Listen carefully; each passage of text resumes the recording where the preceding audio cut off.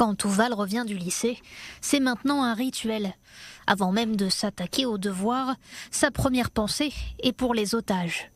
À l'heure qu'il est, il y a 1720 lettres. Chacun des otages encore en vie a reçu au moins 5 lettres. Letters of Hope, un site internet qui permet d'écrire des lettres aux otages qui sont, on l'espère, encore en vie.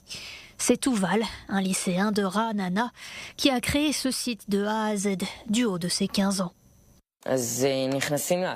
On rentre sur le site, on peut choisir en anglais ou en hébreu, et on clique sur « Envoyer une lettre ». Ici, il y a la liste de tous les otages. On peut choisir quelqu'un. Je voudrais écrire une lettre à Kfir. C'est dur de savoir par où commencer. Moi-même, j'essaye d'écrire le plus possible. Ça m'est arrivé d'entendre la famille d'un otage, d'Omer Shem Tov, faire un discours sur la place des otages. Quand je suis rentré à la maison, avant que le site ne soit prêt ou en ligne, je lui ai écrit une lettre. J'avais quelque chose à lui raconter sur ce que j'avais entendu. Les otages recevront ces lettres quand ils reviendront. Ils recevront la version imprimée dans une enveloppe. Ils pourront voir qu'on les a languis et que jusqu'à aujourd'hui, ils ont une importance pour les gens. Je cherchais comment me connecter davantage à la question des otages, comment contribuer aux efforts pour leur retour. J'ai commencé par aller au rassemblement du samedi soir sur la place des otages, écouter les histoires, les témoignages.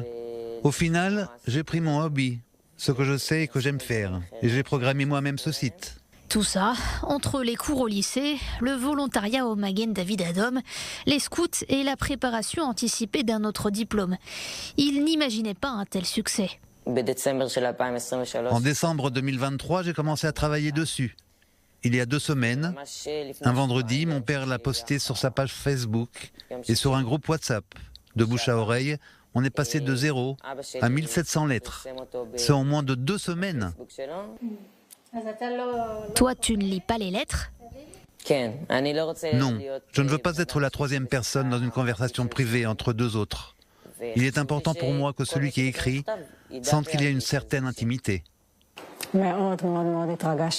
Ça m'a énormément ému. Il était en classe de 3e en fin d'année. Il était très occupé. Je me suis dit, waouh, comment il va réussir à tout finir en même temps. Au début du projet, on pensait que les otages seraient revenus et quand il terminerait, ce site serait devenu inutile. Mais malheureusement, nous sommes aujourd'hui plus d'1 an après et c'est encore pertinent. Tu as dit que tu étais une maman fière. C'est important pour moi de dire que malgré la fierté, tout ça dans ce projet, je n'ai pas ce sentiment de satisfaction.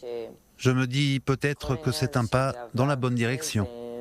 Mais il n'y a pas de satisfaction tant que tous les otages n'auront pas lu ces lettres. J'ai commencé avec une liste de plus de 150 otages. Et je me suis retrouvé dans une situation où parfois chaque semaine, chaque mois, j'ai dû effacer des noms de cette liste. Ce n'est pas simple, parce que le but du site est de donner de l'espoir. À l'inverse, un samedi, lors d'un événement, on a appris qu'il y avait 4 otages qui ont été ramenés en vie. J'ai couru à la maison et j'ai enlevé 4 otages de la liste avec le sourire. Je me suis dit, bon, ils n'ont plus besoin de ce site.